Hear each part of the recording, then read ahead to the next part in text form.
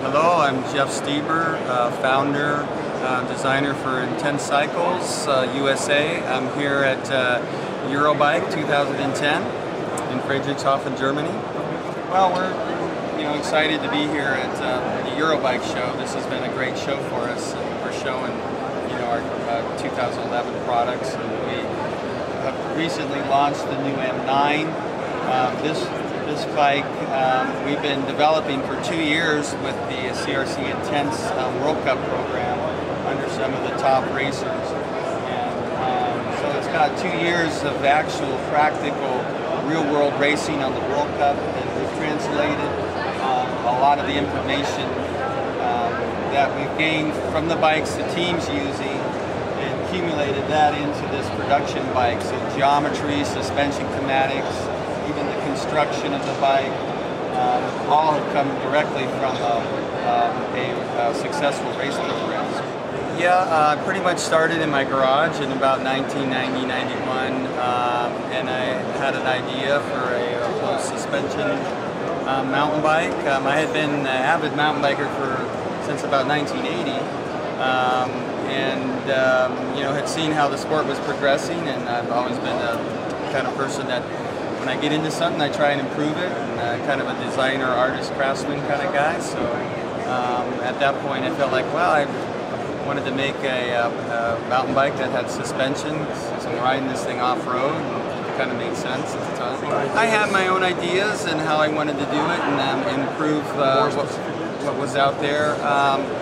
Just a suspension that was more efficient, and different ways of construction for the bike that I had ideas for, using sealed cartridge bearings for the pivots. Suspension bikes, I think, in that same time period were kind of given a little bit of a bad rap because of inferior designs, and people were using elastomers and things like this, and bushings for the bearings. So the bikes had a lot of problems and were not efficient when you pedaled and that sort of thing. Geometry was a little bit based off of cross-country designs and things like that, of hardtails. So basically, I just kind of looked at the issues and tried to improve on them at the time. And even the first Intense bikes were constructed differently. I used a lot of CNC machine parts and large diameter thin wall aluminum tubing. Used coil shocks. Improved the pivot systems using sealed cartridge bearings, this sort of thing. Well, honestly, the first bike that I designed and made was called the Spider, and it was really made as an all-around cross-country bike. It had 3 inches of travel.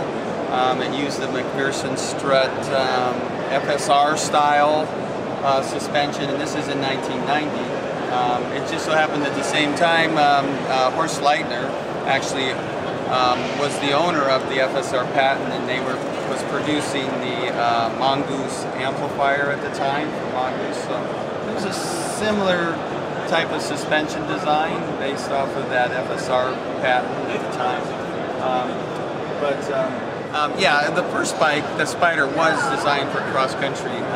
It just so happened that I think that the mountain bike market wasn't ready for full suspension cross-country bikes yet. So, and at the time, downhillers were using basically hardtails. When people rode this bike and saw how well it worked and all, initially, even though it was only a 3-inch travel bike, the downhillers at the time kind of adopted it as being, and that's, it really ended up being used more as a downhill bike than as a cross-country bike. And so, hence kind of Intense has been associated with being, a leader in downhill product from day one. I probably solidified that a little more in 1993. I introduced the M1, which was actually, I designed as a downhill specific bike. At the time, it had 5 inches of travel, and again, it looked very different. It had a different type of construction, using a hydroform monocot construction on the front triangle, which made it really stiff and rigid. It gave it a very unique look. The first M1 actually had a McPherson strut type design with an air shock. Later we evolved that when Sean Palmer started riding with Intense, and from our motocross experience, we put a linkage with a coil shock, and that was the bike that then really solidified Intense as being a leader in downhill product. It kind of basically put us on the map. I'll tell you, originally at the time, and this is like in 1990, and it was extreme sports were kind of like the thing and the buzzword. Originally, the first bike that I built, I had come up with the name Extreme. So it was Extreme Bikes. Doing a little study on that was so widely used already, and so I basically kind of looked up and go, what's another meaning for extreme way to put this out there? And so Intense came up, Intense Cycles, and it's stuck ever since. So we continue to develop the line, the products that we have, and keep improving our bikes. Obviously, as a company, we take a lot of pride in our U.S. Manufacturing. We do all of the manufacturing of our frames in-house in Southern California, in Temecula, California, USA. Yes, we have a really talented team of craftsmen, our welders and the machine shop, and all the different processes on the frames are done in the USA. This is actually better than machine. Well, some of the there's certain processes that you could do on a machine welding these bikes, but even in Asia, there's